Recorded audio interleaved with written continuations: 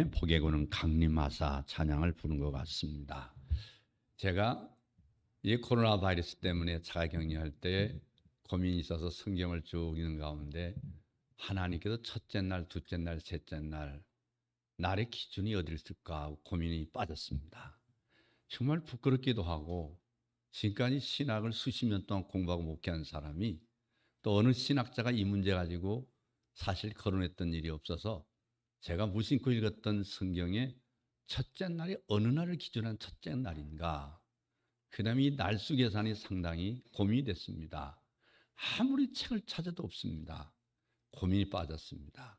그래서 자그마한 하나의 근거는 바벨론 문화에서부터 첫째 날, 둘째 날이 있었다는 걸 찾았지만 과연 기독교가 바벨론 문화가 생기기 이전인데 이게 창세기 기록이 과연 바벨론 문화에 영향을 입어서 첫째 날, 둘째 날, 셋째 날을 날짜를 잡았을까? 그건 아닌 것 같다. 누구도 물어봤습니다. 아는 목사님 하나도 없었습니다. 고민도 안 했습니다. 그래도 우리는 무조건 첫째 날, 둘째 날 중요한 것은 안식일 날이 있다고는 사실을 생각하면서 진정한 안식이 뭐냐? 바로 율법에서 계율적으로 말씀했지만 예수님 부활하신 날이 진정한 안식일 날이겠죠. 예수님 부활하셨던 시점을 해서 이제 첫째 날, 둘째 날, 물론 바벨론 문화뿐 아니라 로마도 마찬가지로 날짜를 정했지만 저는 지금까지 정확하게 어떤 신학자도 이 문제를 통쾌하게 명쾌하게 이야기한 사람이 없습니다. 저는 분명히 그렇게 생각했습니다. 예수께서 오셔서 하나님의 언약을 완성하시고 부활하신 날이 바로 첫째 날, 둘째 날, 마지막 날 하나님이 안식하셨더라. 하나님 피곤해서 안식하는 것이 아니라 안식의 주인인 것을 말씀하시고 누구든지 하나님 앞에 돌아오는 것이 안식임을 우리에게 말씀하셨기에 예수로 말미암아 안식한 그날이 바로 오늘이고 주님이 부활하신 날입니다. 오늘 하나님 앞에 나와서 안식하는 여러분들 하나님의 귀하신 은총에 함께 하시기를 바랍니다. 감사한 것은 우리 김기동 원사님도 지난주에 몸이 불편하시고 성전에 올라오는 게 참 어렵겠지만 이렇게 오늘 또 정말 하나님 앞에 시간의 11조를 봉헌하기 위해서 하나님의 예배를 참석했습니다. 얼마나 귀한 일이 모릅니다. 마지막 주님께서 내가 걸을 수 없는 그날까지 하나님 나를 찾으신다. 하나님 나와 함께 하신다. 이런 축복으로 살기를 바라고 또 저희 아버님도 여러분이 기도해 주셔서 이제 내년이면 98세인데 건강하게 회복해 주시고 또 요새는 죽도 잘 잡수시고 주간보호센터에 매일매일 즐거운지 새벽 5시면 벌써 일어나서 세수하시고 준비합니다. 차는 9시 20분에 오는데 일찌감치 준비하시고 하는 거 보면 여러분의 기도의 은총인 줄로 믿고 감사를 드립니다. 또 이렇게 아름다운 성전에 이제 행사를 앞에 놓고 줬지만 예배를 위해서 꽃꽂이 하고 또 성탄 준비하기 위해서 저도 모르는 사이에 이렇게 애쓰고 수고하신 이 권사님들의 손길에 다시 한번 뜨거운 박수를 보냅니다. 할렐루야. 감사합니다. 오늘 이 본문 말씀 통해서 말라기에 보여준 그리스도 이런 제목으로 하나님께서 오늘 은혜 주시기를 원합니다. 구약 39권 중에 마지막이 이제 말라기인데 이 말라기서는 구약의 마지막 책이지만 구약의 결론이라고 말할 수가 있습니다. 오늘 특별히 성서주의를 맞이해서 우리가 하나님 말씀으로 말미암아 우리의 신앙이 세워지고 그 말씀이 성육하신 그리스도의 성전에 그 말씀이 오늘 또 읽고 듣고 우리의 믿음을 다시 바르게 세우고 어떤 현 상황에 고난이 있고 환경에 어려움이 있다 할지라도 코로나로 인해서 또 변종 바이러스 때문에 목숨의 두려움을 가진다 할지라도 우리에게 하나님께서 비블로스, 바이블, 성경을 주셨습니다. 이 성경이 여러분의 영혼을 살립니다. 여러분을 살찌게 합니다. 이런 삶의 희망을 갖게 되고 존재의 의미를 부여하는 축복인 줄로 믿습니다. 오늘 창세기부터 말라기까지 하나님의 구원의 역사가 어떻게 하나님께서 진행되었는가? 이 말라기는 구약의 결론이면서 동시에 구약과 신약을 연결해 주는 교량 역할을 해주고 있습니다. 말라기 선지자가 활동한 시대적인 배경은 느헤미야와 같은 시대에 활동한 선지자입니다. 그러니까 느헤미야서는 구약의 마지막 시대라고 할 수 있고 말라기 선지자는 구약의 마지막 외치는 자의 소인 것입니다. 말라기 이후에 약 400년 동안 침묵시대를 지나서 광야에 외친 자의 소리가 들려왔는데 이 사람이 바로 말라기 선지자가 보라 여호와의 크고 두려운 날이 이르기 전에 내가 선지 엘리야를 보내라고 말라기 4장 5절에서 말씀을 해주셨는데 그가 바로 누구냐면 세례 요한입니다. 말라기 선지자로 세움을 받은 것은 아브라함으로부터 약 1600년 이스라엘 백성들이 출애굽한 이후부터 약 1000년 동안 포로에서 귀환한 후부터는 약 100년이 지난 그런 시점입니다. 그동안 이스라엘은 많은 시련과 연단을 겪었습니다. 그러면 이때쯤에 이르러서는 구약교회의 영성이 얼마나 정화되고 성숙해졌을까. 그러나 말라기에서 나타난 실상은 어쩌면 사람이 이토록 거짓될 수 있을까 하고 자괴감을 느낄 수 있습니다. 그 점이 너희 중에 성전문을 닫을 자가 있었으면 좋겠다고 말라기 1장 10절에서 말씀하고 있습니다. 그러면 구약교회가 타락했다는 구체적인 의미가 뭐냐면 말라기 1장 8절 말씀 보면 만군의 여호와가 이르노라 너희가 눈먼 희생으로 드리는 것이 어찌 악하지 아니하냐 이 말씀에서 드러내고 있습니다. 제사제도를 명하신 의도가 어디 있습니까? 죽임을 당하는 제물이 누구에 대한 그림 언어 메타포인가를 우리는 생각해 봐야 합니다. 그런데 저들이 눈멀고 다리가 부러지고 병든 것으로 드렸다고 하는 것은 변명의 여지가 없는 메시아의 언약인 복음을 망각했다고 하는 이스라엘의 타락을 말해주고 있는 것입니다. 이처럼 하나님과의 관계가 잘못되면 이웃과의 관계에 불의가 하게 드러나게 되는 것인데 이것이 말라기 선지자가 활동하던 시대의 인간의 타락성입니다. 바벨론에 의해서 예루살렘이 멸망당했습니다. 성전이 불타버렸습니다. 백성들은 포로로 잡혀가게 됐습니다. 그 원인이 어디 있습니까? 메시아 언약을 망각하고 우상을 숭배했기 때문에 그렇습니다. 여러분 이 시대에 하나님께서 또다시 이 코로나 바이러스 때문에 사람이 죽어가고 두려움을 느끼게 되고 우리의 생활에 위협을 느끼고 있는 이 이유가 무엇일까? 우리는 성경에서 찾아야 합니다. 하나님 말씀에서 찾아봐야 합니다. 하나님께서 허락하지 아니하면 참새 한 마리도 떨어진 법이 없다고 했는데 왜 이 지구상에 이 무서운 재앙이 일어났을까? 이 재앙을 통해서 주신 하나님의 말씀이 무엇일까? 우리는 하나님의 말씀인 성경을 통해서 들어야 될 줄로 믿습니다. 여러분 이런 비참한 징벌을 당하고 남은 자들이 이스라엘에서 이제 귀환한 지 약 100년이 흘렀습니다. 또다시 그들이 하나님의 언약을 잃어버렸습니다.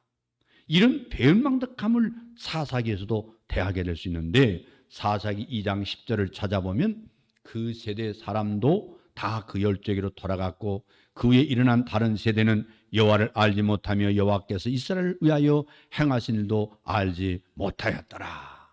이것은 옛날 얘기가 아닙니다. 현대교회를 향해서 경각심을 갖게 하는 바로 우리들의 이야기, 나의 이야기입니다. 교회가 타락하게 된 원인은 동서고금을 막론하고 예배가 타락했기 때문에 그렇습니다.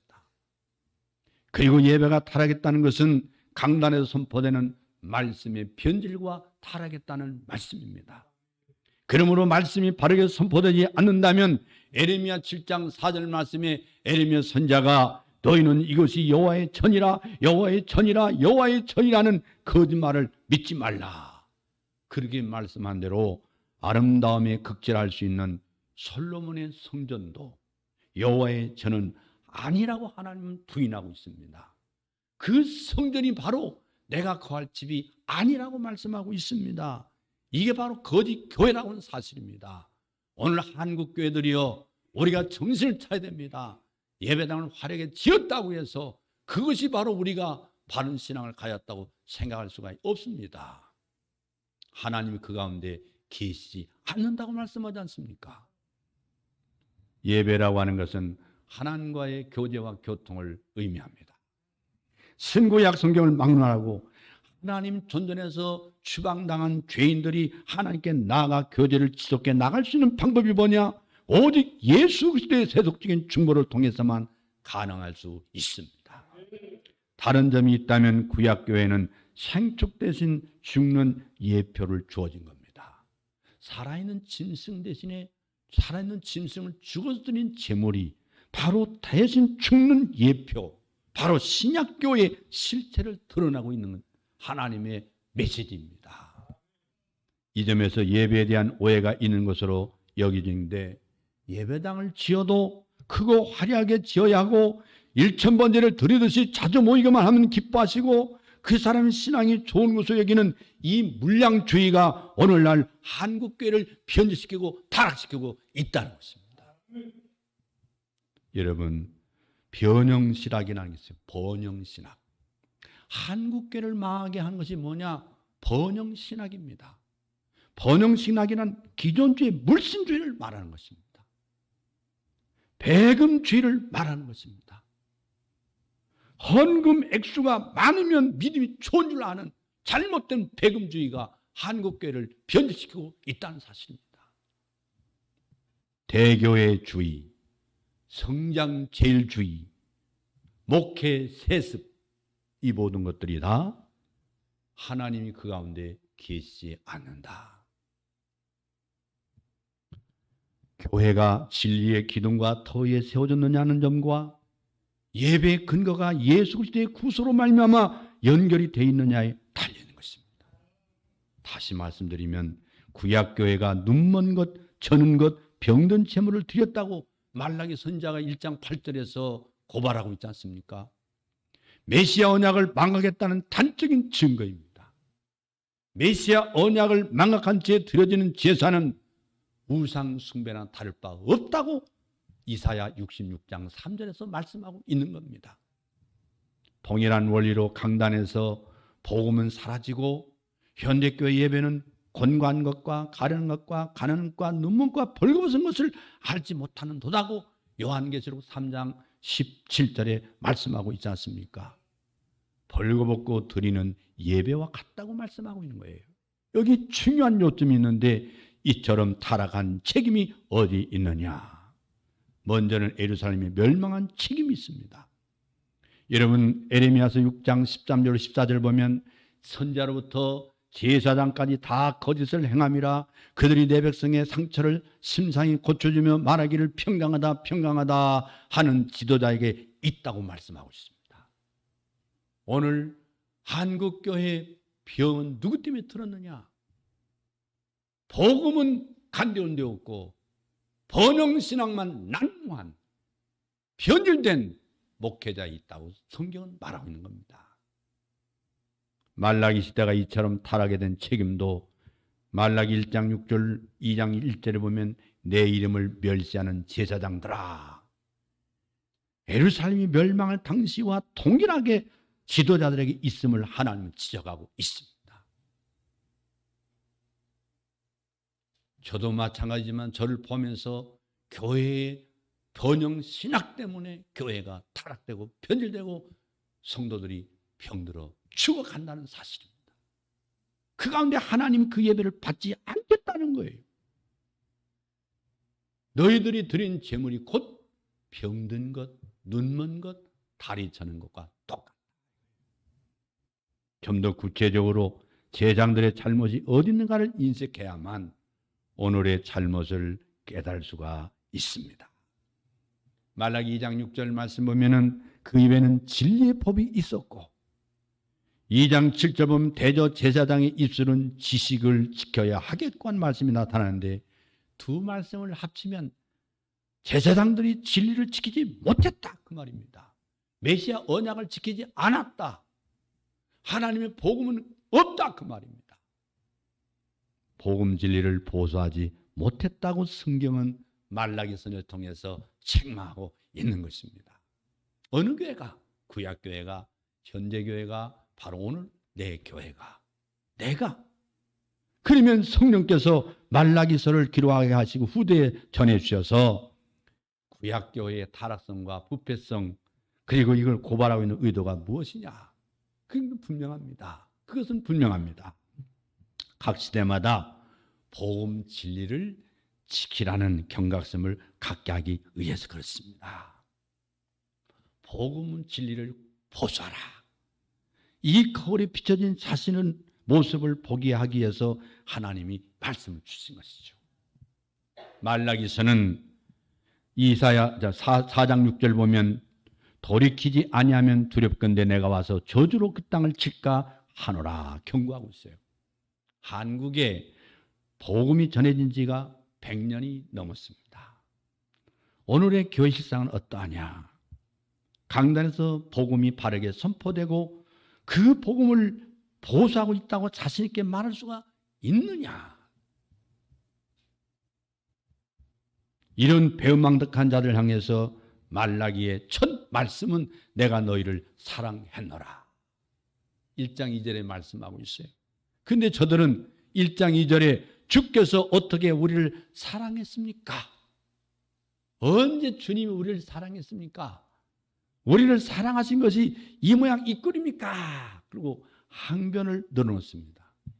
무슨 뜻입니까? 하나님의 사랑을 물질로 나타내 보여주기를 원하고 있었던 것입니다.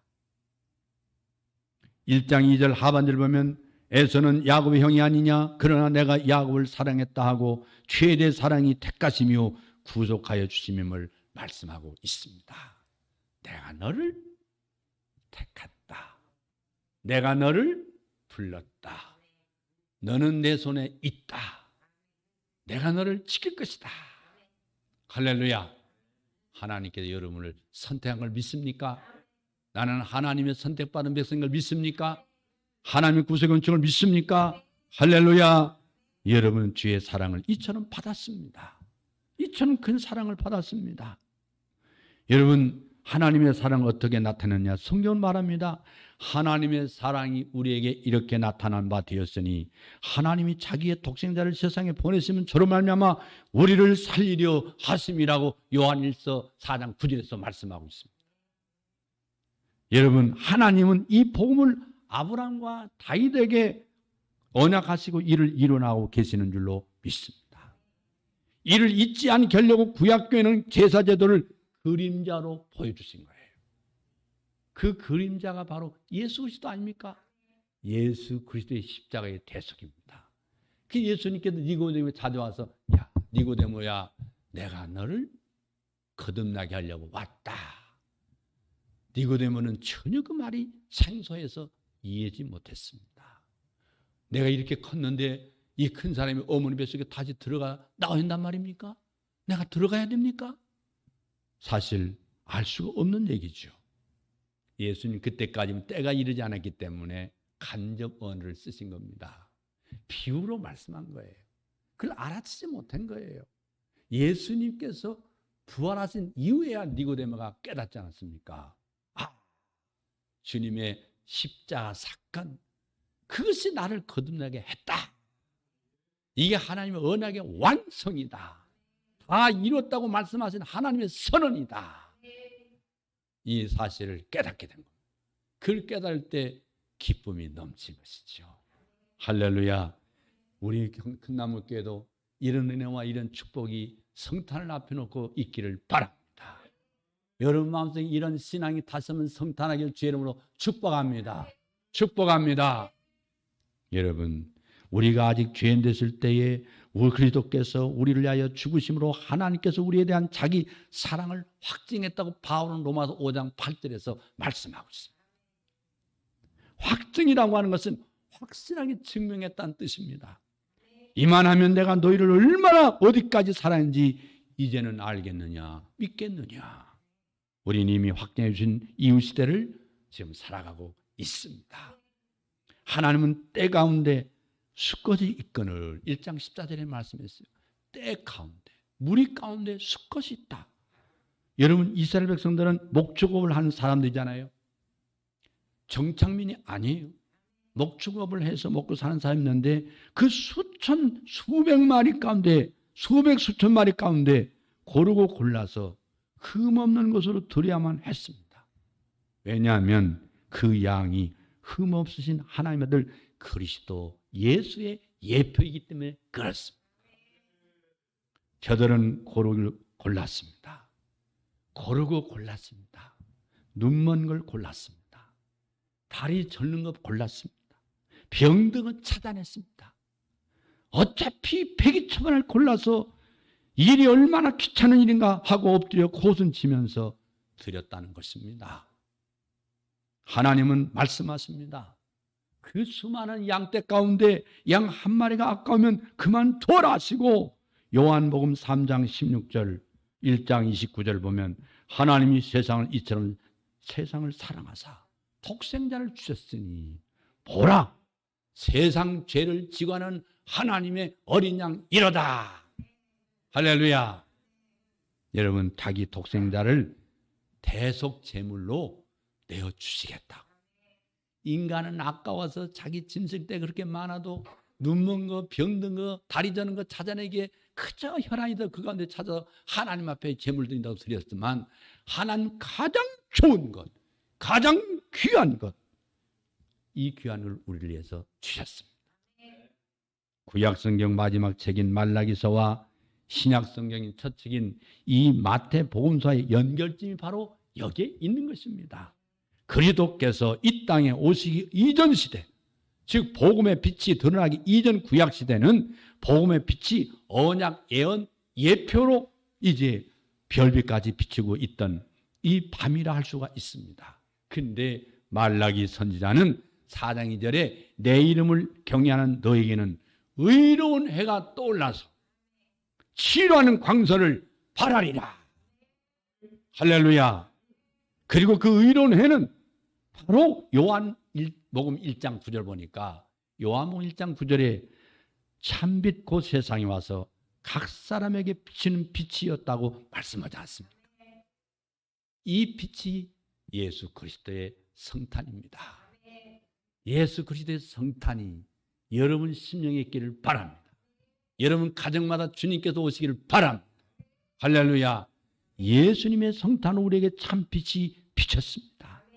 그 빛은 약속대로 치료하는 광선입니다. 내 영을 고치고 내 육신의 병을 고치고 내 정서의 마음을 고치고 인생을 고치고 세상을 고치는 광선인 줄로 믿습니다. 치료하는 광선인 것을 믿으시기를 바랍니다. 할렐루야. 그런데 과연 이 시대는 복음의 빛이 비치고 있는 광명한 낮 시간으로 말할 수가 있느냐. 누가복음 1장 78절 이하에 보면 이로써 돋는 해가 위로부터 우리에게 임하여 어둠과 죽음의 그늘에 앉은 자에게 비쳤다. 누가가 말하고 싶은 건 뭐냐면 하나님의 언약이 성취되었다. 이루어졌다. 할렐루야. 이 이루어진 놀라운 축복을 동방 박사들이 체험했습니다.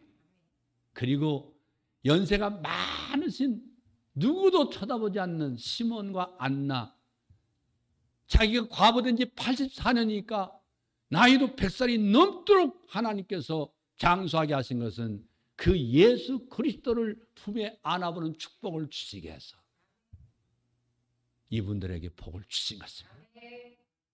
이 축복이 오늘 여러분의 있기를 바랍니다. 우리 복음이 가려웠으면 망하는 자들에게 가려운 것이라고 바울은 고린도후서 4장 3절에서 말씀했는데 복음의 빛을 가로막고 있는 자들이 있다는 사실입니다. 그가 누구냐? 신구약을 막론하고 교회 목사들이다 그 말입니다. 교회 지도자들이다. 구약의 지도자들은 지금 교회에 많은 목사들이다 그 말이에요.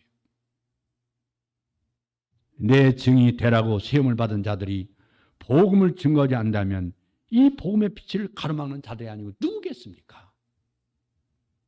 당신이 축복의 열을 올리고 있는 그 시간 하나님 아들이 우리 죄를 위하여 죽으시고 다시 살아나셨다는 이 복음을 증거하라고 주어진 시간임을 명심해야 될 줄로 믿습니다. 이 모든 배후에는 고린도후서 4장 4절 보면 그 중에 이 세상 신이 믿지 않는 자들의 마음을 혼미케 하여 그리스도의 영광과 복음의 광채가 비치지 못하게 함이니라. 그렇습니다. 사탄이 있다는 걸 경탄하고 있습니다. 경각심을 주고 있습니다. 그러므로 마지막으로 유념할 점이 있는데 말라기에서 6번이나 반복되고 있는 항변이 있어요.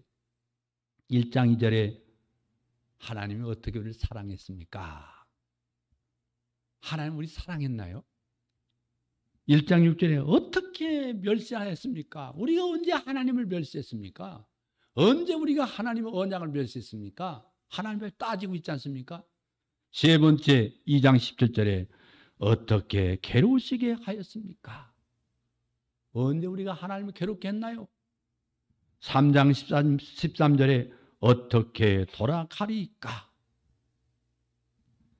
3장 8절에 보면 어떻게 도둑질하였나이까? 무슨 말로 대적했나이까? 3장 13절에 말끝마다 항변입니다. 하나님 앞에 항변했습니다. 이것은 자신의 잘못을 알지 못하고 있다는 증거입니다. 지적해 줘도 받아들이지 않는 만큼 이스라엘 백성이 강팍해졌다. 강팍해졌어요. 오늘 이 시대가 강팍해졌습니까? 이것이 우리들, 특히 우리들의 치명적인 병이라고 말하고 있습니다. 말라기서를 통해서 우리에게 기대하시며 촉구하신 바가 무엇입니까? 주께서 이루어주신 구원, 이 구속의 근거에서 신령과 진리로 말씀과 성령으로 예배를 회복해라. 하나님의 구속의 언약의 말씀과 그 말씀을 너에게 가르쳐주고 깨닫게 하시는 성령으로 예배를 드려라. 그리고 갈라디아서 6장 14절에 결론적으로 말합니다. 내게는 우리 주 예수 그리스도의 십자가 외에 결코 자랑할 것이 없다. 할렐루야. 이것이 복음의 회복입니다. 오늘 우리 큰나무교회는 복음이 회복된 교회가 되기를 바랍니다. 하나님의 언약이 살아있는 교회가 되기를 바랍니다. 이 진리의 목숨을 거는 교회가 되기를 바랍니다. 신령과 진정으로 예배가 뜨거운 큰나무교회 되기를 주의 이름으로 축복합니다. 할렐루야. 기도하겠습니다. 사랑의